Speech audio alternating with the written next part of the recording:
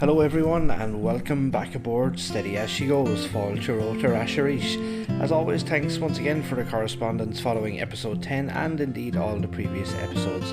Don't forget to keep liking, sharing and subscribing to the podcast to help grow our listenership. Coming up on episode 11 we have the harrowing story of the Isolda with Elleesa Rushby. We have news from around the coast, our Maritime Words of the Week and an update again on shipping from our correspondent in Waterford and New Ross, Michael Cusick. So sit back, relax and enjoy episode 11. Now it's time for our news from around the coast. And straight away we jump to something very local and sea safari tours based down at Kilmore Quay, and it looks like there's something very exciting coming from Sam and the crew at Salty Sea Safari based there out of Kilmore Quay. As I say, there have been a number of teasers on social media suggesting a new boat might be on the way, and the famous Tusker Rock Lighthouse featured very heavily in the promo. So it looks like there's big news on the way, and we will of course keep you updated here on the pod.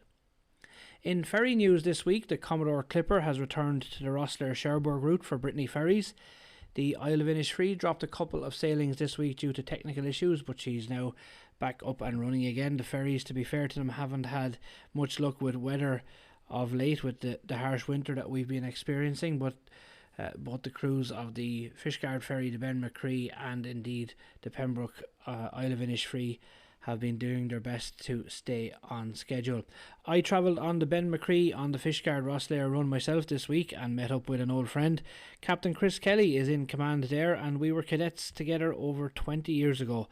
Although she's a much smaller ship that's normally on the route, she seems to be carrying quite well, and the team are certainly doing all they can to keep schedules up to date. The crews on both ferries, of course, are now gearing up for some big passenger numbers out of both Pembroke and Fishguard for the Ireland-Wales rugby in the next couple of weeks. News now from the Nautical Institute, and the Nautical Institute has released a short new film entitled The Sea Connects Us All, which highlights the shared purpose that unites maritime professionals across the globe. At a time when shipping is evolving at pace, shaped by, of course, geopolitical shifts, tighter regulations, alternative fuels and increasing digitalisation, the film reflects on the people at the centre of that change. From those serving at sea to professionals working ashore, it emphasises on how common challenges continue to bind the maritime community together across sectors and generations. Alongside the film, the Nautical Institute has reaffirmed its commitment to supporting seafarers and maritime professionals through practical guidance, specialist training via the Academy, recognised certification schemes, industry publications such as Seaways and The Navigator, and a global professional network spanning more than 50 countries. Captain John Lloyd, Chief Executive of the Nautical Institute, has said, "Shipping is changing fast, technically, operationally and strategically, and that change is felt most directly by the people responsible for safe, effective decisions every day. The Sea Connects Us All reflects on our commitment to supporting maritime professionals with the practical knowledge, confidence and professional standards needed to meet today's challenges and those still to come." Now, the short film serves us as a reminder that while technology and regulation may continue to reshape the industry, the shared responsibility and professionalism of those working across the maritime world remain its constant, and the sea, as ever, continues to connect us all. So head over to www.nautinst, that's nautinst.org to view that video, or just search The Sea Connects Us All on Google or one of the other platforms. And the reason I picked this article out this week for the news from around the coast is the focus on people, and that's what we strive to promote all the time here on Steady as She Goes, the seafarers that keep the ships moving around the globe and delivering all our goods and services that we need. To a naval visit now in Dublin Port, and a visiting warship added a striking presence to Dublin Port this week as the German Navy frigate FGS Baden-Württemberg made a short stopover in the capital. The vessel, designated F222, Foxtrot 222, is the lead ship of the Baden-Württemberg class, among the most modern and capable frigates currently in service with the German Navy. Sailing from Wilhelmshaven in Germany's North Sea coast, the ship called to Dublin as part of its ongoing deployment. Designed for extended overseas missions, the Baden-Württemberg class operates with a relatively small core crew for a vessel of its size, supported by advanced automation systems. The ships are built for a range of roles, including maritime security operations, escort duties, and crisis response missions. After a brief stay in port, the frigate departed Dublin, heading south in the Irish Sea as she continued her deployment. And that's your news from around the coast this week, bringing you the latest maritime stories from Irish waters and beyond.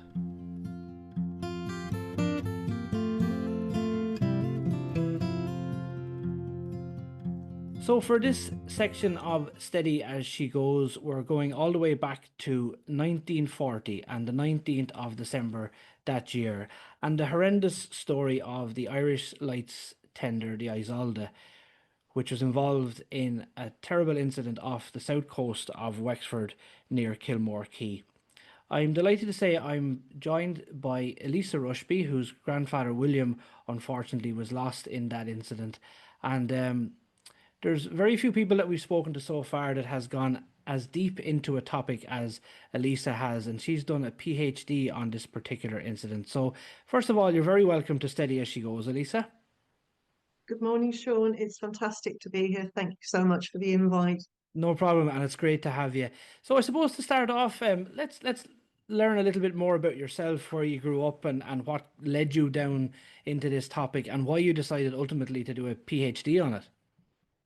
Okay, so I'm a bit of a hybrid in that I grew up between England and Ireland, a place called Dunleary, just outside Dublin, where we lived with my grandmother for an awful lot of time, but we also lived in the UK. I think that's probably a classic migrant pattern of the 60s and 70s that you've maybe drifted back and forth. Okay, so that's kind of, Yeah. but I'm now based in the UK, sort of many years on from that. Um, I decided to go back into education at 51. My eldest was starting his degree, and I thought, right, I'm going to go and do mine. I didn't get that chance when I was 18 due to some deaths in the family, but Okay. that's what I decided to do. So I did my undergrad and then my master's, and then I thought, let's go to the next stage with this. I'd come back to why this, if you don't mind, in just No a problem. second. But if you if we come back to my roots with the Isolda, to be in my family is always to have known this story right from the beginning. Okay, Yeah. it's sometimes families, if they handed you a passport to be in a family, knowing this story and hearing my grandmother tell this story over and over again, particular aspects of it, is part of being in the Rushby family. We have my cousin Billy, who lives in Kerry. He has a house called Isolda. There are Okay. no links, but we just have this thing about our granddad, about the sinking, and this is probably linked to our love for our grandmother and our love for our parents, who sadly, all those guys are now no longer with us. In my case, particularly, my father would be 12 at the time of the sinking. So this made an enormous impression on him. And Yeah. also how he found out that his father had died, which is maybe something we can talk about as well, because that was quite a pivotal moment.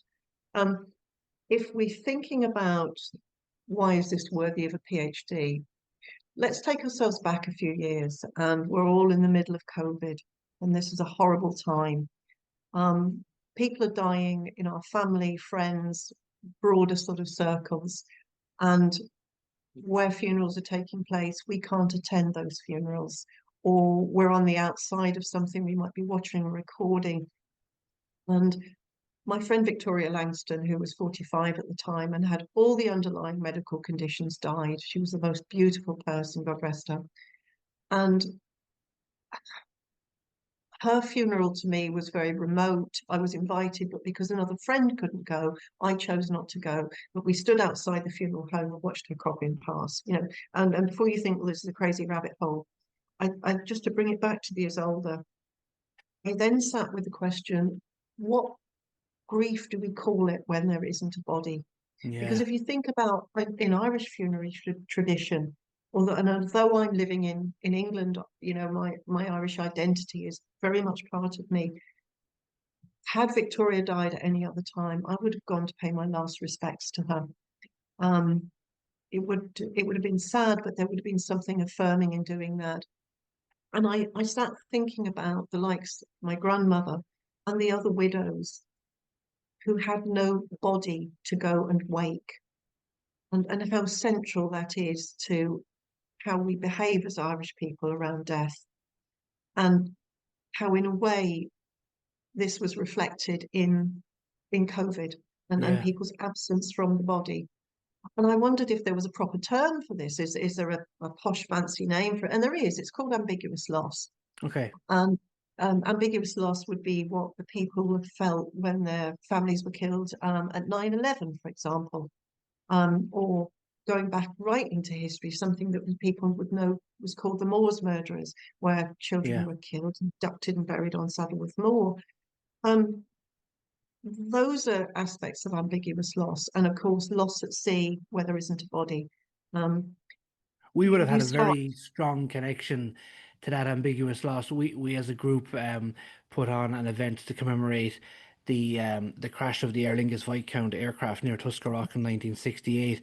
And when we held that event and brought families to the crash site for the very first time using one of the Irish naval vessels, the power of that was incredible. And it was the Absolutely. first time I had experienced the other side of that. People, articulating what that meant to them. And Yeah. I completely get where you're coming from. Yeah. Yeah. So I'm glad that we kind of have these mirror experiences. So armed with all of that, I'm thinking to myself, this is my next stage in academia, but this is going to be about these six men, not how they died. I never at any point write how did they die, because Okay. to me that's distasteful. And we can work that out for ourselves. Well, I Yeah. could talk about the circumstances, but there's no pops, bangs, and explosions. Um, let's talk about how they lived. Let's talk about their legacy in their families. And that's what I went on to do. Now, there's a major barrier to this, by the way, as we're in COVID. Let's remember, I can't go anywhere. Yeah. Um, I'm in the UK. Everyone in Ireland has got this, was it the 5 km limit to where they were Limit. allowed to go? So if I'm going to interview people, I'm going to have to do it digitally over Zoom. Which has its own barriers, because here's this strange woman rocking up from the UK. If I found somebody going, would you like to do an interview about your dead relative? Would you? You know? Yeah. Um, um, but also, how am I going to go and research any archives? And then something stranger than fiction happens. Okay, literally over Facebook Messenger, I get a message from a man called Gerard White, and he is the nephew of Patrick Short, who was also killed in the Yeah. sinking.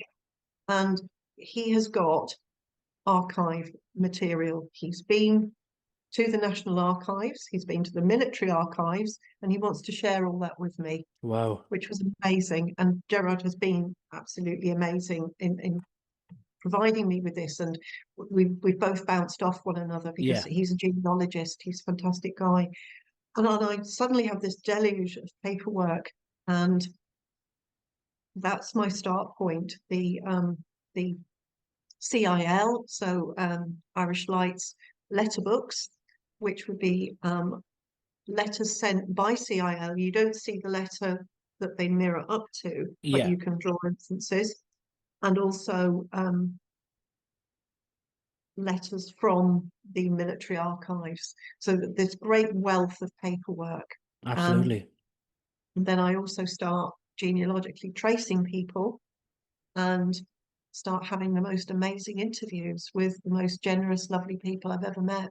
Incredible. Yeah. And it's often the case when you go to research something like this, and there's just something that unlocks the door and leads you in then to where you need to be. But also people are generally so generous with their time and their information, and those interviews are very special, were very special, I'd imagine, because it's real, it's history, you're touching it, you're talking to it.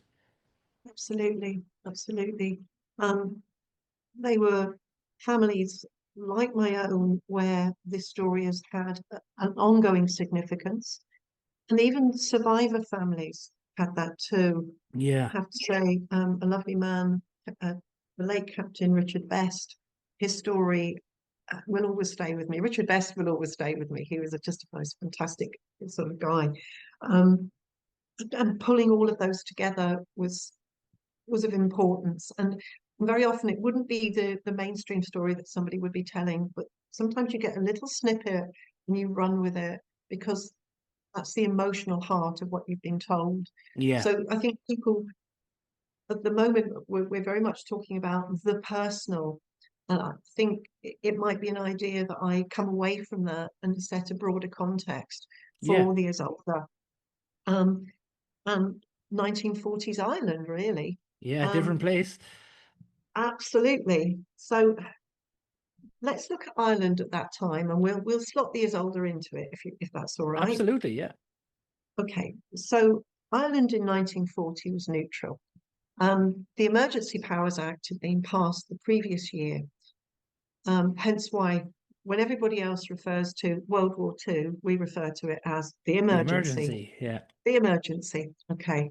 Um, talking about why we were neutral is a rabbit hole and a half in itself. That's somebody else's lecture. Yeah. But let's just say that Irish neutrality was intended to keep from the British piling in on us, the Germans from piling in on us. We would have been obliterated very, very quickly. Quickly. Yeah. Um, we were great at guerrilla warfare, war of independence, but we didn't really have the military might. And also, there's lots of political tensions behind that about who should we be supporting? Now, Yeah. obviously, with the benefit of hindsight, we know who the baddies were in this, but it's not long since we were occupied by the British themselves. Do we really want to go in that route? So, just to try and keep things smooth, um, De Valera goes with neutrality. Yeah. But that neutrality is very difficult to maintain, and there are certain things that he puts in place to keep us neutral and certainly for people to see that we're neutral. And one of those is around censorship, which we'll kind of come back to if you don't mind. Yeah. Um, so into that, we've got the Isolda. Now, the Isolda is part of the Irish Lights, and the Irish Lights mission is to keep shipping safe around the coast of Ireland, and it still is. But this is the whole island of Ireland venture. This isn't just 26 counties. Um, so they wouldn't just kind of stop somewhere on the west coast and then come back again and say, well, somebody else is sorting out what's going on at the top of Ireland. They literally did the whole of the coastline. Yeah. Um, and their role would have been to go to lighthouses and lightships and make sure that everything was okay there and do relief crew swaps, that kind of thing. And people might think this is a bit of a cushy number, but you don't put a lighthouse somewhere safe. You No. put a lighthouse somewhere you don't want people to go. Very So these inaccessible places. inaccessible places. So yes, but if you're working for the Irish Lights, it was kind of a job for life. Yeah. Bit passed from father to son, that kind of thing. Quite a hierarchical organisation where most of the officer class were, and this isn't meant in a sectarian way, but from the Protestant Church of Ireland and Presbyterian tradition. Mm-hmm. Most of the guys who were the regular sailors were Catholics. Okay, so which kind of mirrors Dunleary a little bit at Yeah. that time as well. Okay, we can kind of go off into that sort of tangent. Um, so it's kind of a very structured world in that way, but it was a good job, Yes. and when you look at the crew and you realize how tight knit they were, um, that you get a really good vibe off it, and you have to because if you're serving with these guys and you had a falling out, and you would know this yourself as a sea captain, you can't fall out with people. You Absolutely. And yeah. like ships in general, a ship's crew is very, very much a family, and the further back you go, I think the stronger that connection becomes. But ships crews change, you sign off one ship, you sign on another. But these guys were generally working together on the same shift pattern. So they would have been, more often than not signing back on with their colleagues, having had their leave at home or whatever. And the same for the lightkeepers themselves. They would often serve with the same colleagues for weeks and months on end, So, as you've rightly said, you had to keep your differences ashore, and a very tight knit crew, And just to go back to when you said about it was a good job and hierarchical, um, like my memory of what I've heard of these days were, you know, Irish Lights crews and staff were very recognizable because they had nice uniforms. Where the lads in the Merchant Navy, where let's say with Irish Shipping or other companies like that, would have just had the run of the mill kind of stuff. But Irish Lights were well looked after. They were very recognizable. There was lightkeepers' houses in many coastal villages, so it was certainly a good organization to be employed by. It was for sure. I just want to come back to something that you said there about people signing off and signing on, and consistency of crews. So Captain Nairn, who was meant to be the captain that day, he was a guy who worked his way up through the ranks. And when you go back through sort of like maritime archives, you see him as a very, very junior sailor. And you also find the names of all these older guys. And it's Okay. like, you know, I'm Nairn, I've picked my team, I know who the men are. Yeah. Okay. And these guys have a permanent contract. You do have some people who are contracted temporarily, but this is his team. This is his Yeah. dream team that he trusts. And I love that. I really love that bit. Absolutely. And Yeah. it's a shame that like Nairn wasn't there, but he was on leave because we were talking about Christmas. But at the same time, yeah, he's got his team behind him. Um, they were very recognizable. They had a particular uniform, a very smart uniform. Sadly, this is going to sound a bit wacky, but when the guys died, they actually the cost of the uniform was taken out of the money that went to the widows, which Amazing. yeah, Yeah. That's that the doesn't have a good feel to it. no. Um, but there they were in wartime in an unarmed vessel. Now, I need to point out why it's unarmed because, and this is where we come into um, the identity of what the Isolda was. So, for most people, anything called the Irish Lights sailing in the Irish Sea, crewed by a bunch of Irish guys, is going to be an Irish vessel. Yeah. It's not. Okay. Just for comparison purposes, it's me as an Irish woman driving a British registered car with Fields of Athenry blaring out the window and an I Love Dunleary bumper sticker. It's still a British car. Yes. Okay. Now, they were flying a British flag, which is why when you see pictures of the Isolda, you see lighthouse service, you don't see two tricolours and the word era. Like the Um, merchant ships would have carried. Yeah. exactly, because ships from CIL had been signed over to the British Admiralty and they remained for a long time after the emergency. So they couldn't do anything else but have this flag flying. Anything else would have been, dishonest. It'd be like me Yes. trying to take the number plates off my car and stick doubling plates on or something. You just can't do it. Um, so they were a sitting target, and there's been quite a debate about why they were bombed in the first place. But if I'm sitting in the Condor that flew over them, I'm seeing British colours. Yeah. Never mind what's on the deck or any of the other theories that those are great theories. First thing is I'm seeing a British ship. Game on. It's a legitimate target, I'm afraid. Wow. Um, yeah, That kind of brings to the surface the morality or lack thereof during wartime. Like the weather was really good that day. They weren't, obviously they weren't very high. They knew what the vessel was as far as I'm concerned, but the pilot and the air crew had one mission, and once they saw that flag as you've described, it was game on. it was game on. They were doing their job, which is, as considering I'm talking about my grandfather's death here and five other men, Yeah. that feels a bit heartless to say that. But if I was one of the Luftwaffe, I'm doing my job. Mm. Because earlier in the day, they had flown over an Irish vessel called the Lalarone, and it was an identifiably Irish vessel, and they left it alone. It's not to say that they did with every Irish vessel, and we have some horrible sinkings with Irish Shipping Limited, you Yeah, know, during the emergency. That happened on that day, but they see this and it's like, hey, and one of the things that they were kind of on the lookout for was a vessel that purported to be something other than it was. of course. Yeah. And this could look like this. Oh yeah, they're pretending to be a lighthouse vessel. Well, sorry, we just spotted the flag, so we'll just nip down and bomb you anyway. Yeah. And the fact it was unarmed, um, maybe that could have raised alarm bells for them when after the first bomb was dropped. But they just carried on.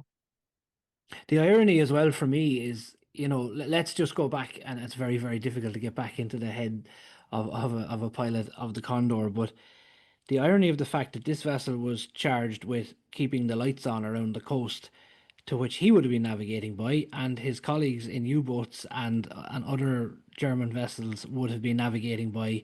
I that really in my head is very difficult to square that circle, because obviously as a mariner, and then when we look at the humanity of the likes of what the Kerlogue did and other Irish vessels to help out all sides. But I find that so hard to get around. These guys these guys were keeping the place safe, keeping the Yeah, seas safe. But again, we go back to the cold reality that aircrew had a job, and they were intent on doing it, obviously.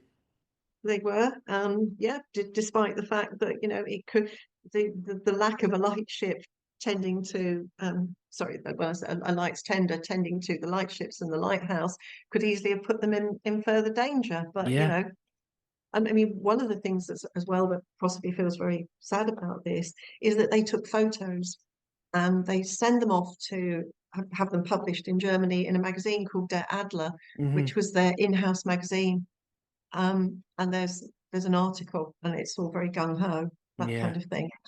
But then, I suppose the Allies did the same. We can't Yeah. Yeah. Propaganda is propaganda, and it's used for propaganda. morale and all of that. Um, the other thing that strikes me is that so many of our disasters, sinkings, tragedies in general around the world, but particularly from a maritime point of view, they always seem to pop up at around Christmas time. You know, Don't. and I was thinking of the guys who were being relieved. They were heading home for, okay, it was wartime, but they were heading home the 19th of December. We're going to be home for Christmas. And I know that feeling. And I also know the feeling of the guys who would have been going out to the barrels and to the Connie Beg. Like, they would have had reconciled in their own heads, right, I'm going away for Christmas now. Um, I've sorted out everything at home as best I can. It's going to be as best as we can make it out on the lightship. And then the lads on the Isolda then kind of were seeing both sides of that. They were seeing the joy of potentially the lads coming home, and would have done it before, obviously, and then the flip side of that, bringing the lads out. So, you know, the emotions going on that day as she left Rosslare here must have been incredible. I agree. I agree. They must have been. All the human emotions about family, plans, what you intended to do, that kind of thing. Um, I do want to sort of challenge and establish narrative though about who was on the vessel and whether people had been swapped and things, if you don't mind. Yeah, absolutely. Um, because you're talking about taking the men off the vessel. Well, when when people tell this story, there's almost an accepted narrative that says, oh, they got to the barrels, they took the guys off the barrels, and they were headed off to the Connie Beg. They never made it to the Connie Beg. Okay. When you look at the statements that were made, and there were a massive amount of statements made, and I can come to why that was, if you like, that's kind of there's another relevance. What you would expect from the barrels men would be, I got picked up 5 years older, and 10 minutes later, all hell broke loose. Yeah. Okay. Yeah, agreed. If you look at all of their statements, however, they all start with, I left Wexford for Rosslare, and some people mention the time of the train that they caught, but they all, to a man, say, I left Wexford, I left Rosslare Harbour, and was on the Isolda. Right. Okay. They were never swapped. Okay. Okay. Now it doesn't, ultimately the ship would have still got hit, but this version of events, if you like, does not ring true when you look at the core evidence. And it's much more likely, and you might agree with this, I don't know, because you're a maritime person, I'm not, is that Captain Bestick was sailing on a December day, a bright December day, but we Hmm. always lose the light early in December. It would have made more sense to have gone to the Connie Beg, do the swap there, Yeah. and then you're on your way back. Everyone's got that great feeling of morale. One more swap to go, lads, and then we're heading home. But that swap never gets made. The Connie Beg swap never gets made. They don't get as far as that. But to have done the Connie Beg first because it was further away. Yeah. And the other aspect to this is the St. George's Channel at the time had lots of floating mines in it. So you were Absolutely. depending on the light. They were literally deathly baubles that would have taken them out. So that would have been a decision that I would make. I don't know. You're a mariner. What would you have done? Yeah, it's interesting that one. The first thing that came to mind when because when you talk about that section of the coast, the first thing that comes to mind is the tide. So, if he was battling a flood tide, he potentially might have gone to the barrels first to wait for the tide to ease up, then head down to the Connie Beg and then come back up. But if he was running on an ebb tide, he could have headed down and then carried the flood back up because it would have been more efficient. The daylight, I think, in wartime would have taken a lot of precedence. The other side of it is if he had gone in daylight to the Connie Beg, and something went wrong or there was an issue, there was a bit of coverage around the islands, a bit of shelter off Kilmore if the weather had broke or something like that. Um, it's a very interesting one. Um, I think that for me as a mariner, the tide would have carried slightly more weight than the daylight because of the speed of the vessel and being able to carry the tide down there. Like even in small fishing boats, you'd do that if you had a choice. But if they and like the likes of the Irish Lights and the Irish Navy would often work to a time rather than anything else. We are leaving at 0850 and that's it. So it wouldn't have mattered then which tide you were on. Now I know I've gone around in a few circles there, but I'm Oh, just it's kind of fascinating. yeah. So like if I was going to Kilmore now in the morning, I'd say right, well, what time? What's the right tide to carry?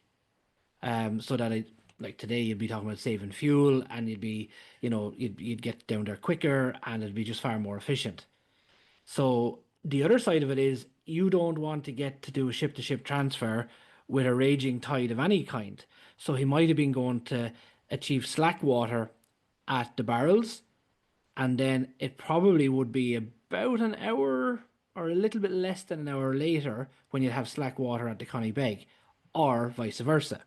Because the time at high water in Rosslare is a different time to Dunleary, is a different time to Kilmore Quay. Yeah.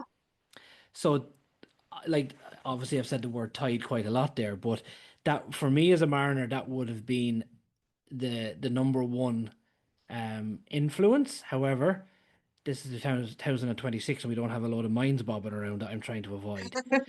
So that's why I like your argument of the daylight. But the Yeah. other side of it is where did the strong narrative come from that the transfer had taken place?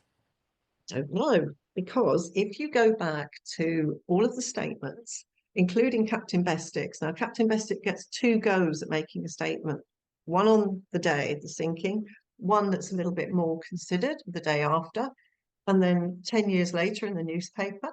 And if you line up all of the statements together, none of them say it. So I don't know Right. where this has come from. That's And very in fact, interesting.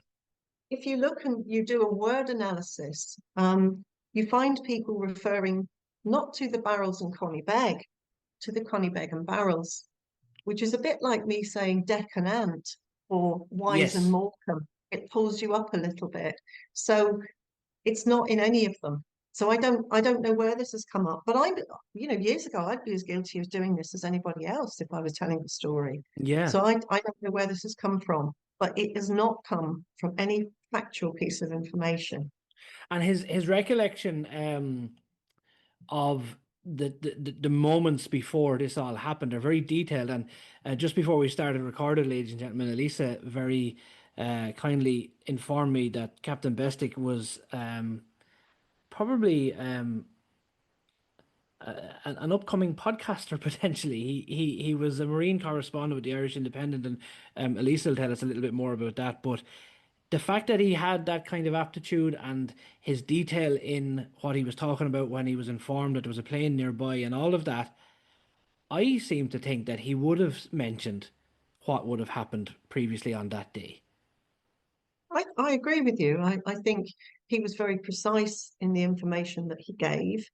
And very, very detailed. He later embellishes it when it becomes a newspaper article. He has much more of a creative license to it, but he's thorough. Oh boy, is he thorough.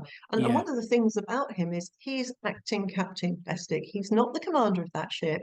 So a lot is resting on his shoulders in terms Mm, of responsibility. You know, he's been on the Alexandra, he's held a very senior position.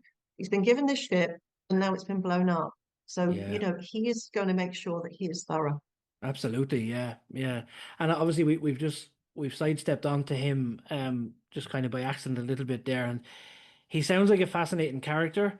For anyone who doesn't know, he survived the Lusitania in 1915, and then now he ends up in this situation. But he sounds like a fascinating character altogether, and He somebody who I think was. I would have liked to meet him, I think. Well, I would. Initially, my dad was described him as Bloody Bestick because my dad served under him later on the Alexandra, and I never challenged that. I imagined this awful Captain Bligh figure, you know, was really down on his men. And I interviewed his grandson, who said, "No, I don't think he was actually like that." All right. And then I interviewed more people about him, and I think that 17-year-old Eddie, my dad, was probably having a crafty fag, and Bestick said to him something like, "Well, Eddie, you'll never be the man your father was if you don't pull your socks up," or something. I'm Yeah, making it up. yeah, But he sounds like a really great guy. And you're right, he was the maritime correspondent for the Irish Independent, and he writes about seafaring. He writes short stories. He writes about superstition. And weirdly enough, in the 1920s, he writes this piece about the emotions a captain will go through when he orders an abandoned ship. wow, This is it's like the most awful piece of foreshadowing for the Isolda sinking. This is 20 years before it happens. yeah, He he also has a weekly radio show in the 1950s on as a maritime program, and he writes a play called Nothing But the Truth, which is all about the Mary Celeste, where he uses maritime law to try and explain why there was no Mary Celeste crew. And he's a great character. He is yeah, absolutely a great character. And then finally, I ended with his will, where he portions his estate between his wife that he's separated from. And when I say his mistress, I'm not talking that he wasn't being unfaithful on his wife. This is purely because you couldn't get married again in Ireland. He has yeah, this long and very loving relationship with his secretary, Theo, where he leaves her his property, but he also comments on his sons. And you know, one of them he fears his son would sell everything from under them. You know, he's got a great character to him. He's a man I would have loved to have met. yeah. And it sounds like even though he wasn't, the regular on that vessel, it sounds like he would have got on well with the crew, and there would have been some interesting times there with them. Um, Going back to the incident itself, I suppose, it's very hard on such a clear day. I'm just imagining it, like how this could all unfold. But like even the misfortune, I know they made it to Kilmore Key in the end, but the survivors, the lifeboat missed them as they went out. The Kilmore Key Uh, lifeboat, they were slightly obscured, weren't they, by the island? Is that correct? well, it was kind of like fantastic Kilmore Key lifeboat. And like I always think these guys were amazing. You know, they could have been next. Yeah, They didn't know what they were that's heading what I into. thought. Yeah, You know, it's like we'll just head out here. The ship's just been sunk. It's been bombed. Let's just get in a boat and go and look for these guys. So they head out and they head around the Saltese one way, and the his older survivors come around the Saltese the other. Um, the Kilmore Key lifeboat makes a detailed search of the area. They find one cap floating in the water, and the name on the cap isn't somebody who's part of the crew. this time. So maybe someone borrowed it off someone. Well, Yeah, we don't know. Okay. But these guys were amazing that they set out. absolutely. Absolutely amazing. Yeah, And no then fear they for themselves. none whatsoever. They're just, yeah, just totally fearless. And then once the Isolda crew docks, the guys are all taken off to the pub, and the officers are taken back to Mrs. Godfrey's house. Mrs. Godfrey was a leading light of the local RNLI, and she looks after them and probably feeds them tea and sherry or whatever until they all pile back on the train. Yeah. Um, I just want to double back on something you were talking about the Christmas aspect of this. Yes, yes. Um, okay, so it's the 19th of December, and Lizzie Rushby, my grandmother, is in Dunleary. She's gone into Sean McManus pawnbrokers, who also sells cheap shoes and coats and whatnot, with my 12-year-old dad, who's had a growth spurt. And you have sons, don't you, I believe? Yeah, I have a son, yeah, Joe, yeah. Yeah. Yeah. Has he ever had a growth spurt at a Oh really yeah. bad time? Yeah, right. Well, this is my grandmother and my father. They've gone in, and she's to buy him some boots because he's done this growing, unfortunately, a week before Christmas of all things. Um, Now she's in Sean McManus, and a woman just comes in, some random woman that we've never been able to place, and she says, "Your man's gone down on the Isolda." My God. And it is literally is that. It's not, "Oh, hello, Mrs. Rushby, I've got some bad news. You ought to go down to the Irish Lights Yard," or any kind of fluffiness like that. It's bam. And maybe the woman is just too full of emotion. We Yeah. don't know who she was, as I say, and we don't know to this day. At which point, the shoes become secondary. She heads down to the Irish Lights Yard, um, where there seems to be a lack of information. And what they say to her is, if your husband is alive, he will be on the train back from Wexford. If he's not, then he's not. Wow. So herself and the other ladies, and we know that this is as so you've got all the wives or mothers, and they're all gathered there on the station, and the train comes in, and he's not on it, and 5 other men are not on there too. There are also some guys who aren't on there, but their wives have been informed that their husbands have been taken to hospital in Wexford, Okay. but they still go. They still go and meet the train. What that must have felt like, I cannot imagine. That's chilling. Like it's and the insensitivity around it.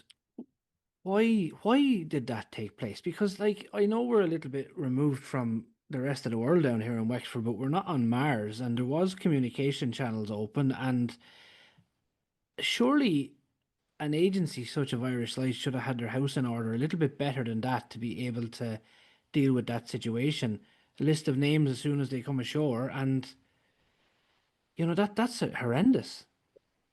It is horrendous, and I can only say that nowadays we have things like disaster recovery plans, don't we? Yeah. When something goes wrong, I think that it just knocked them for six. And Okay. sometimes when people get knocked for six, they become very rigid in how they deal with They things. perform irrationally and unpredictably. Yeah. So a role was definitely taken. That's mentioned in one of the crew statements. Um, so that information could have been telephoned over to Dollier Street, which is where the headquarters were, not the Dunleary sort of As we branch, know if it you now. like. Yeah. Yeah.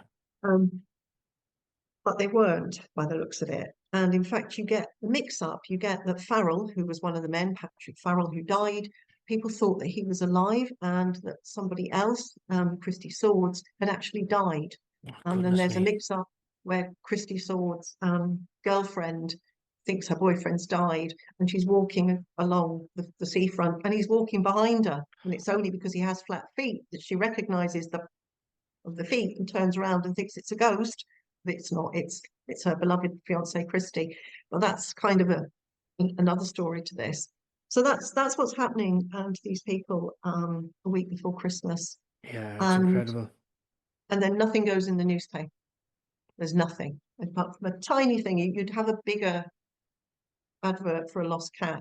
It just literally says the German legation reports that a merchant vessel was sunk.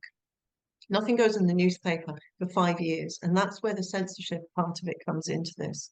Okay, yeah, because in my mind, I would have expected the very next day, the front page of the paper, Isolda bombed off Wexford. Like that's what I You would would, have wouldn't you? expected. Just before we move on to that, sorry, what kind of a search and how long of a search took place at the time? I know obviously Kilmore and Rossiter Harbour lifeboats went out, but did you discover how much of a search took place at the time, or was it fairly cut and dried and there wasn't much of a search?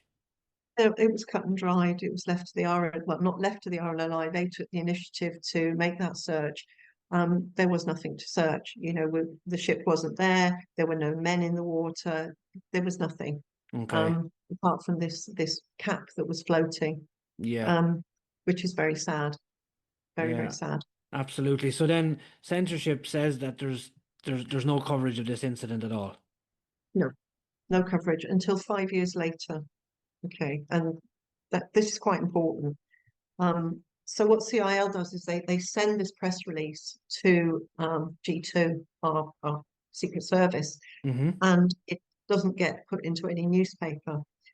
Um, there are in memoriams, death notices for some of the men in newspapers, but it doesn't talk about how they died. They were lost at sea, which could be absolutely anything, couldn't it? Yeah. The memoriams for the years following talk about them being lost. Where they talk about that at all, no details. But it is only on the 28th of May 1945 that all of the Irish newspapers, the Irish dailies, run the same story about the sinking. And that day is the day that maritime hostility at sea ceased. Okay. So somewhere, someone's had a press release, and it's like when we hit that date, we We can flood release it. all the newspapers. And so there are variants in how the press release reads, but they all refer to our maritime correspondent our Rosslare correspondent. Okay, now Right. there isn't one. Um, The only there thing is, is, there's a very good friend of ours here, a local family, the Maddocks, and Mr. Maddock would have been the correspondent. They were freelance journalists, back then yeah, anyway. And I'm just trying to go through dates in my head whether it would have been his era or not. Um, but if it was, it would have been him that would have been connected to that. it might well have been if it had been written by a regular journalist. Okay. This press release has come from one source. My family name is Rushby. In all of the sources, in all of the articles, it's written as Hushby. So it's a tantalizing spelling mistake that Yeah. makes you know that this has come from one place. And it's very neat as well, in terms of talking about what flag was being flown. Okay. So it's like we've got one hit at this, we're going to stick it all in here, and then we bury it, and it's gone. They Wow. must have been very hard for people 5 years on, because people would be coming up and going, "Did you see what was in the paper? The sinking of the Isolda, your husband's ship, your father's ship." And it's like, Yeah. "Yeah, thanks. I tried to grieve for 5 years, and now it's here, staring Yeah. me in the face." Very, very strange times. And the reality of the story as well, I'm sure would have been, as well as the way that was written, would have been lost in everything else that was going on that day because this was big news that hostilities had ceased at sea, I'd imagine. So there was probably quite a lot of other bits and pieces in the paper on that day. There was actually one of the major Nazis was taken out and shot and buried in the woods without a Christian burial. You know, Yeah. when you look at a story like this, your eyes start to dart around the rest of the page, and you see what the context was and the adverts and Yeah. everything else that was going on. Yeah, this was get it in, we've reported on it, and we're done. And That's I'm that sorry if box that ticked seems now. cynical. Yeah, we've ticked that box. We've reported on it. So that was kind of that. But I mean, that was really just censorship during that time. It was quite. It was one of the ways that we kept neutral. Yeah, yeah. It's hard though on a human level. That's very, very difficult for the families who know exactly what was going on. And I feel that like if I was connected directly to this incident, the way the people were treated having to wait on the train platform, then 5 years later this article comes out, like it was hard enough that it had happened. Never mind to be treated in this way. Yeah, and there's a bit more to that as well, in that it was very difficult for them to get any kind of level of compensation money. It didn't mean that they weren't going to get it, but the amount of time it took. Yeah. I kind of have to be objective about this and say that, you know, anywhere where you've got to send off forms and you've got bureaucracy always feels like a long time, Yes. even now. Um, but this was compounded by the forms having to go to the UK, by the widows being given like sort of temporary allowances. Yeah. And then when they finally got the money, because some of the money would have been for their children who would still be minors, they then had to appoint somebody to administer a trust for those kids. Um, and it was suggested it be a clergyman or a solicitor. Mm-hmm. So in a way, the money was kind of passing over the heads of the women who had probably budgeted all their lives. Absolutely. Yeah. So my grandmother gets her brother-in-law, so that's a done deal. You know, he's not going to interfere or anything like that. But Yeah. they were left in a very difficult situation. Um, the communication from the Irish Lights from a man called Eustace Leggett was particularly cold and unfeeling. Um, Right. it really, I'm a comms officer for a charity. Everything I do has to have a certain warmth about it, you know, Absolutely. communicates my charity's ethos. Eustace Leggett was not that man. Um, we see him being effusive in other situations, but his communications to the widows was pretty dreadful. Um, it Yeah, was they deserve so much better than that. They absolutely did, you know, and I have to say, this isn't the Irish Lights now. Yvonne, who's the CEO of the Irish Lights, is the most lovely woman. She is absolutely fantastic. She's a leader for this modern age. These were very, very different times. I've just been looking, I've been trying to find the in memoriam that Mrs. Hayden, who was one of the widows, put in the newspaper. Here we go, roll of honour, yes. Um, After the war, on the 19th of December 1945, Mrs. Hayden, bless her, she puts an in memoriam in for her husband. And for the first time, she can say he was killed aboard the Irish light steamer Isolda, which was bombed and sunk by German aircraft at Cancel Point, Wexford. And she gives the date. And you know, she goes for it. Yeah, fair play to her. Which she's got her 2 shillings there to pay for her 90 words, whatever it is. I think I've measured it. It is 90 words. It's probably Yeah. a package at the time. You get 90 words for 2 shillings or whatever. Off you go. She absolutely, she nails it. That You was, you know, took the words out of my mouth. She absolutely nailed it, and fair play to her, and it must have given her some sense of relief and conviction to be able to see that published in there. Now there it is. I've said what needed to be said, and fair play to her. You know, that took a lot of strength. I think it did. An amazing lady, an absolutely amazing lady. How did Um, during the course of your research, how did obviously you've given us the different version that we have of Irish Lights today, and you mentioned Yvonne and the warmth, but was there any barriers during your research at all? Because often with situations that happened around this time and sensitive issues that barriers do present themselves. But do you feel you got everything that was available, or was there anything that potentially you would have liked to delve deeper into that you couldn't? Everyone was amazing to me, including like the Irish Lights. They had an archivist at the time.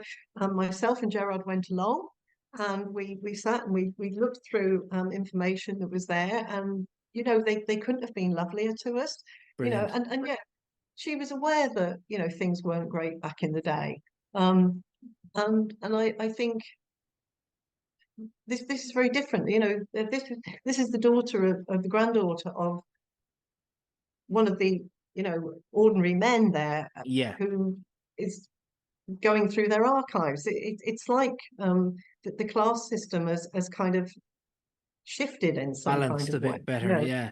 Yeah, A- sure. And I think, somebody like yourself or any other of the relatives, like for me, you have an ownership of those documents. Those archives are partly yours and partly the rest of the families and survivors and victims. And you touched on something there. The way the families were treated back at the time and the widows, that certainly sounds like a sign of the times as well. And I don't mean to trivialize that phrase too much either, but men in power had a certain way of dealing with things, unfortunately, that probably weren't correct. Well, definitely weren't correct. Well, no, I tend to agree with you. That was the times they were. My grandmother did actually try taking the Irish Lights to court for the money. Hmm. And then she sort of backs down from it. This is all in a newspaper article that I managed to find. Um, I don't know how she would have even done in court. This Yeah. this was a small, I'm going to say semi-literate lady. I don't wish to be unkind or anything, but she this was not familiar territory for her. So I'm kind of glad she did back down because I think she would have just lost it in a really emotional kind of way and maybe not shown the best of herself. Yeah, and that's probably not the legacy she would have wanted to leave for herself or for William either. But it's nice to hear that she had a go at it as well, though. Do you know what I mean? Oh, It's she had a go. She'd have a go yeah, at anyone. yeah. One of the little notes I had here to ask you was about the narrative of how the story, or sorry, the how do you feel the narrative is and around the whole story? Do you think it's been remembered enough? Do you think it's to the fore enough in Irish history? Because if I had my way, every single one of these stories would be in every history book in every primary and secondary school. But that's me and our kind of we feel that's our role to push all this stuff. But Yeah. how do you feel about the whole story and how it's been remembered and all like that? Isn't it hard for me to be objective about this? I've ate, slept, and breathed this story for 62 years. Yeah, Okay, I can't be objective about that. Um, Certainly when I talk to people, there seems to be an awareness, but it depends on who I'm talking to. Um, Certainly in maritime circles, I think it's a well-known story, and that's lovely. It's lovely that we have these maritime circles. That on Facebook there are these groups, and there is the National Maritime Museum. There are people like yourselves. I think that's amazing that we have this even at a very grassroots level, right up to if you like, a national museum, a yeah, movement around the whole maritime, and wonderful people like Peter Goulding, who yes, writes fantastic. about. Isn't he great? Oh, I love that man. He's fantastic. The work that he does, um, all of that to me is really important. And somewhere in that sits the Isolda. I think if I were to try and take the Isolda and to fit it into the curriculum, I would look at it as a study in censorship. Yeah, I would perhaps pivot it there because when I was studying history in an English school in my senior school, we did the trial of Richard III, which you think, well, what's that about? But at the same time, we could look at bias, we could look at why people did certain things, and so maybe it's not necessarily understanding about the Isolde, but it's understanding about the emergency, which isn't a non-period. The emergency is a very active period, things yeah. that were happening, and the effects of censorship on families. Yeah, I guess that's where I'd fit it in. Yeah, to answer my own question, I feel, in this locality here in Rosslare Harbour, we probably have maybe to say we've done the crew of the Isolde a disservice, but I think we probably owe something to them, the fact that they would have regularly visited here and she sailed from here on her last ever voyage. So Yes. my head is whizzing at the moment for potential ways to commemorate and to think what we could potentially do in this area to mark it, because it's a huge story and you know without censorship alone. maritime stories very much get lost unless the likes of ourselves and yourself keep it going. But with censorship, obviously, it made it even more difficult. Um, you said obviously it is a very, very personal story to you and to your family, and that's obviously been a massive driving force behind the whole thing. What do you think that anyone listening to our podcast here today, what do you think people would take away from the story? The What would you woman's like them to take obsessed. away? The woman's obsessed. They probably take away from it. I don't know. What I'd like them to do is I would like them to head to the National Maritime Museum website, and my lecture that I gave on this is on there, where it's perhaps dealt with in a much more sort of formal way, but there are pictures and things. And if they had an interest, then they can listen to that lecture, and there would be more depth Yeah, that they could think about, and more that they could consider. Um, but also maybe to turn inward and think, what are the stories in my family?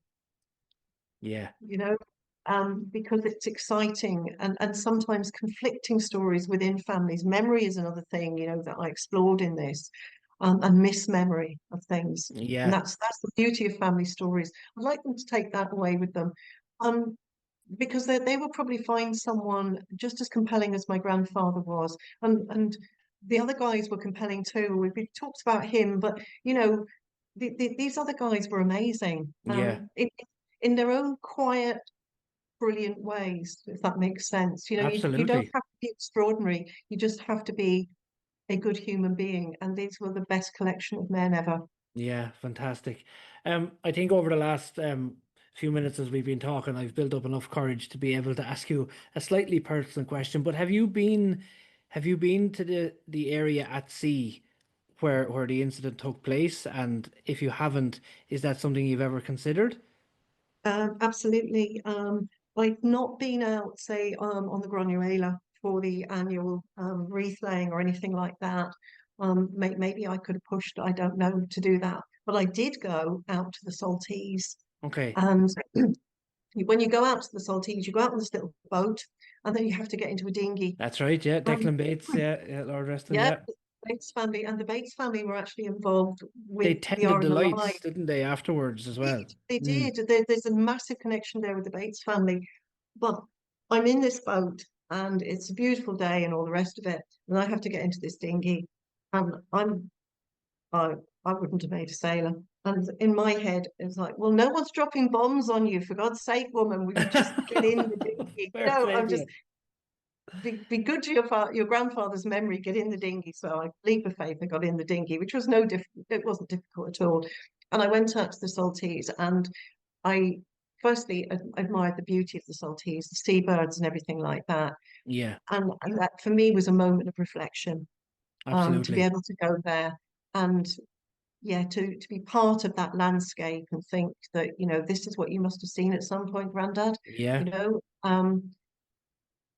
I that's as close as I've been to it. And obviously, I've been at the Kilmore Quay. I stayed at the hotel because I wanted to try and retrace the men's steps. yeah. But it's a modern hotel. You can Exactly, only do yeah, that in part, and have that emotional connection to it. But yeah, Saltese was amazing. absolutely. Well, look, the reason I asked that question is that if the opportunity ever presents itself to, if you had a few days, we could certainly facilitate a visit out to the position where the incident took place. Like we could maybe do that together, or a couple of members of your family, or whatever we configuration we'd come up to. But I think that would be, having seen what it did for the people who visited the crash site of the Viscount in 1968. I think it would be very befitting if it was something that you were interested in doing. I think it would be a nice way to mark a very sad and tough incident for everybody. That is incredibly kind, and I think it's something I would love to take you up on. Lovely. Well, we'll Um, we'll look at we'll explore that in the future, and in the meantime, if you're ever in our neck of the woods, we'd love to have you come and visit us here at the Rossiter Harbour Maritime Heritage Centre, and the members of our group would love to chat to you some more. And it's been it's so nice to talk about this horrendous incident in a factual, emotional, but also a very light-hearted way, which, I have to pay tribute to you because it's not easy.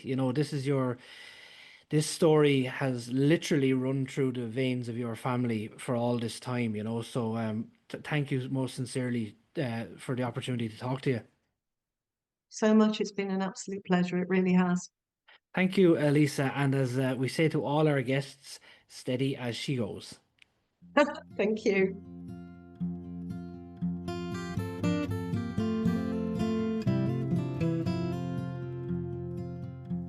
And our thanks once again to Elleesa there for that fascinating insight, really, to the Isolda story. It's very rare that you get somebody who has had such a deep dive and academic study into a topic, but also have that strong family connection to a particular maritime event, I suppose. The Irish Lights vessel Isolda was built at the Dublin Dockyard and she was launched on the 26th of January 1928. She was 198 feet in length and 734 tons. And if you have a look at some of the photographs that we have up there, and indeed on the other various websites, Tides and Tales have some nice coverage of the event and the ship, and indeed Captain Bestick, and the National Maritime Museum of Ireland, their website has some nice images. She was a lovely looking ship, as most of those light tenders were, of course. But and just to round off the story of the Isolda, we would of course like to pay tribute and remember those 6 men who died during that awful incident south of Kilmore Quay. Within sight of land, really, is a place where, even though we were a neutral country, this war was very close to our shores. So we remember Patrick Dunn, coxswain, aged 46, Patrick Farrell, AB, aged 24, Jimmy Joseph James Hayden, a fireman, aged 38, William Holland, chief steward, aged 58, William Rushby, leading fireman, aged 43, and Paddy Patrick Short, fireman, aged 44. Areshte Gureva Hamnaka Dealish. So now we're heading down south once more to catch up with our correspondent down there, Michael Cusick, and it's hard to believe it's almost a month since we last spoke to Michael. How time is flying, and I think things have been fairly busy down your way, haven't they, Michael? Welcome back aboard. Thank you, Sean. It have indeed. I'm just making a quick note of movements. There are approximately 53 movements, 54 movements since we last spoke. That's amazing. It is actually, it is. But all very handy vessels came in. So it was, speed was the operative word for most of them in the morning, gone that night. Fantastic. So great turnaround, great work by the port company. Yeah. Excellent. A little bit less with New Ross. So for my viewing of it, I think 4 ships since we last spoke. Okay. Have gone to Ross, that's the way Ross is, like either a feast or a famine. Yeah, I know what you mean. So, yeah. But 4 is the number to have for Ross. So just to throw a few names on a few of them. A lot of the Arklow ships were in, from the Arklow Brave to Wind, Valiant. So you have a selection of Arklow ships that came and went in a hurry, as I say. Fantastic, yeah. It's nice to see that though as well, because Arklow being an Irish company and the main Irish company left trading now, it's lovely to see that trade into home ports by the little green ships, as I call them, Absolutely, very good to see, and always in pristine condition, which is excellent to see. Also, the ships that are kept very well. That's nice to hear, yeah. With like whatever crew on board, but they all seem to look after the vessel very well, Fantastic. So it's nice to see that, Yeah. A few other names, just Wilson Main came in and took off for Nantes afterwards. Sorry, to Rinnaskiddy she was heading for. Yeah. Which is an unusual one from off to Cork, however. Arklow Brave went out that same day to Nantes. That was 28th of January. We'll skip forward a few days there now, and the Friday, 30th of January was a busy enough day. There was 5 ships movements came in. Arklow Valiant, Marjata, Albika have Baltic Wind and Arctic Venus Very good. moved on that particular day, and the Saturday was equally as bad. We had to have Snapper, great name that I think. Fantastic, yeah, really good. Arctic Valiant sailed, Baltic Wind sailed, and Arctic Breeze arrived and sailed. And we had the Pavo J arrived with containers.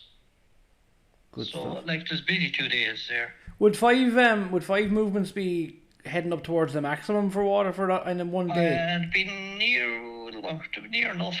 Well, maybe take 6, 7 off coasters. Provided there's no bulker in. Yes. They probably would fit in that type of figure. Good stuff. It would be consider, I would say, busy. Yeah. With 5, 6 visitors. That most of the berths would be taken up at that stage. Yeah. So it's good. The Pavo J, she sailed on the 1st of February, so I noticed that Sam Skip Endeavour is back from her holidays of presuming getting overhauled and so forth. Lovely. So I'm sure we're going to lose the Pavo J. We're gone back to the original schedule she was on. They're frequent visitors, of course, to both of those vessels. Like it's there's a certain kind of a niceness to when there's a regular caller, isn't it? You get to know them. Yeah. Like it's nice. Yeah. Yeah, you get to know them and they need to become a friend, if that's the right way of putting it. Exactly. And that's exactly what I mean. Yeah, it's lovely. Yeah. Yeah. There was a Frisian Ocean came in there on the 4th of February with a load of poles. Oh, right. From Horta in Portugal, as far as I can gather, she's from. So that was unusual. And do you know if they were like the electricity poles or something like that? Probably electricity, or even the telegraph poles, that type of pole size. Poles, yeah, I'm just thinking. I wonder, is this still the ongoing reconstruction of the lines with Storm Aowen? Maybe. I know there was a lot of damage there up around the country, and some of the timber on the ground is still getting recovered. So I wonder, is that connected with that? That's very interesting, actually. Yeah, I would think maybe it could be that's just replacement. Poles coming in, because they're ready to go, as they say. They're all trimmed and neatly ready to be put in the ground practically. Well, fair enough. Yeah, that's interesting. No doubt though they'll probably have to be dipped in something or other to maintain them. Exactly, the creosote or whatever. They're ready to go. We skipped then who came in on the 5th. Is quite enough. The Amico arrived, and Marcus A came on this following day. I say she's slag on board for the making of cement. Mm-hmm. So we have then Lindenberg went to Ross Stokestown again, probably slag. We skip forward then to February 9th, the Pavo J container sailed to Rotterdam. The following day, the Marcus sailed to Plymouth, and Catty Joe arrived, as did Radbod, an unusual name. Yeah. I think it's her first time in. Very good. Again, a handy-sized coaster. He left the following day, the 11th, for Antwerp. So again, that was a quick turnaround. Yeah. Also, Arklow Cove then on the Thursday, the 12th of February, arrived and sailed same day to Montori in France. Quick turnaround there. She went out again light. So I don't know, again, probably agri-bulk. Yes. Was the cargo. Catty Joe sailed for Dunkirk, and Henrik Schiefers sailed also. So another regular caller. A week job.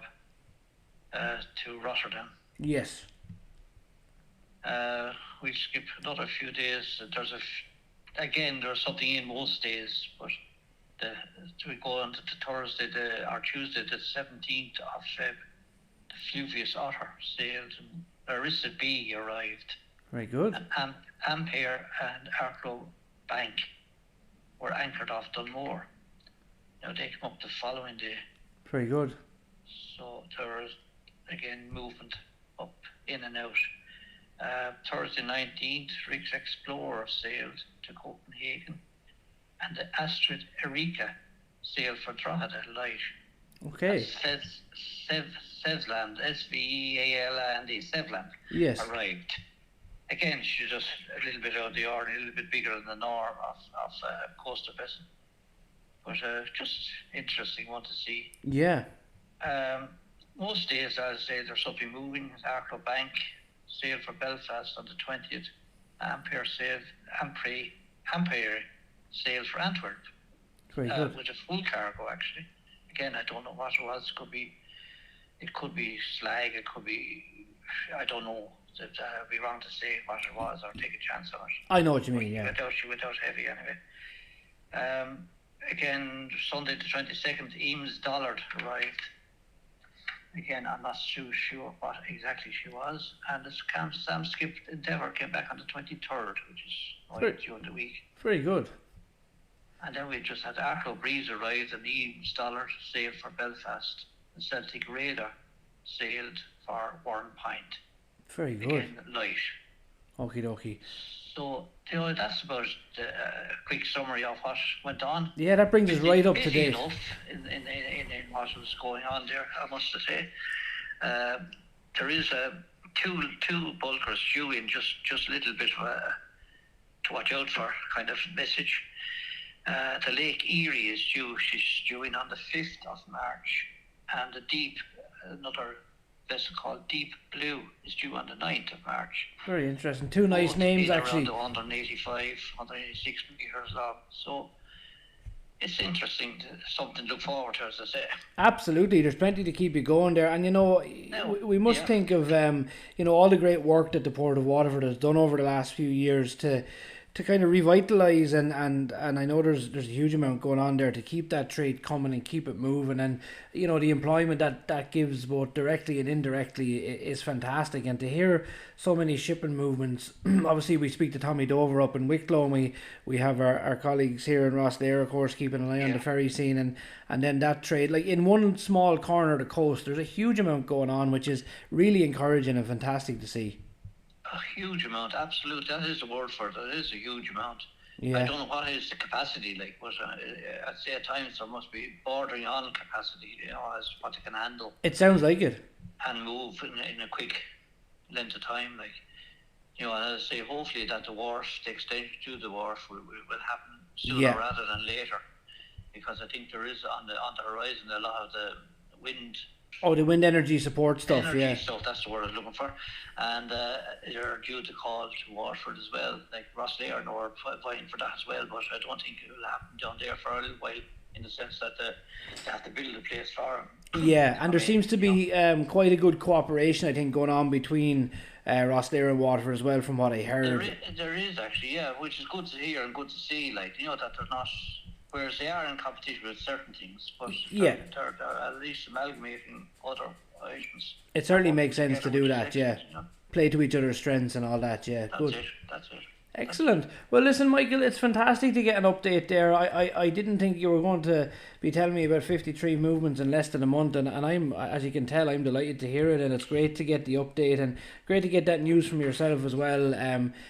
You're busy down there, and I hope there's a bit of housework getting done as well, but otherwise you'll be getting sacked by the wife. You said that. I'm on a yellow card. Good stuff, Michael. Good stuff.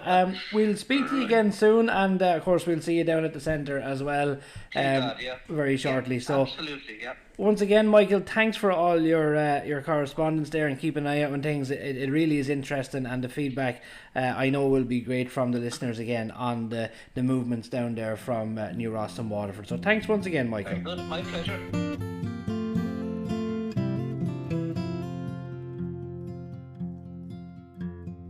And now it's time for our Maritime Words of the Week. And this week we're giving you a clean slate. So we use the phrase a clean slate today to mean a fresh start, a chance to begin again with nothing held against us. But like so many everyday expressions, its roots, of course, lie firmly at sea. So on board a ship, a deck slate was an essential working tool of the officer of the watch.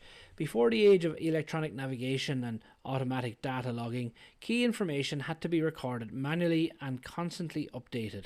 A small slate, much like a schoolroom writing slate at the time, would be kept on deck to note down vital navigational details. Throughout a watch, the officer would record the speed of the vessel in knots, of course, the depth of the water beneath the keel in fathoms, wind speed and direction, course changes, and of course other immediate observations. This information was temporary but critical. It helped the officer maintain situational awareness and ensured the safe navigation of the ship, particularly in coastal or shallow waters. When the watch ended and a new officer took over, the slate's calculations were no longer current. Conditions at sea, of course, change quickly. The wind shifts, the tide turns, and speed alters. The incoming officer would therefore wipe the slate clean and begin again, recording fresh readings for their own watch. So quite literally, they started with a clean slate. From this simple but practical routine grew the metaphor we still use today, the idea of erasing what has gone before and beginning anew. So next time you hear someone speak of a clean slate, remember that the phrase carries with it the quiet rhythm of a ship at sea, a watch changing in the dark hours, and an officer clearing away the past to navigate safely into the future and the next stretch of water.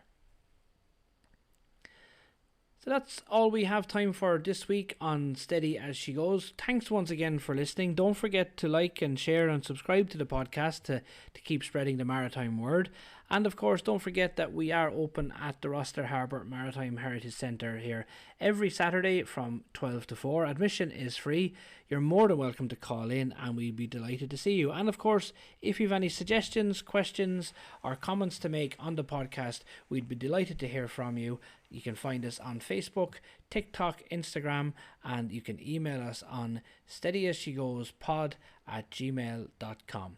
So until next week, safe sailing and steady as she goes.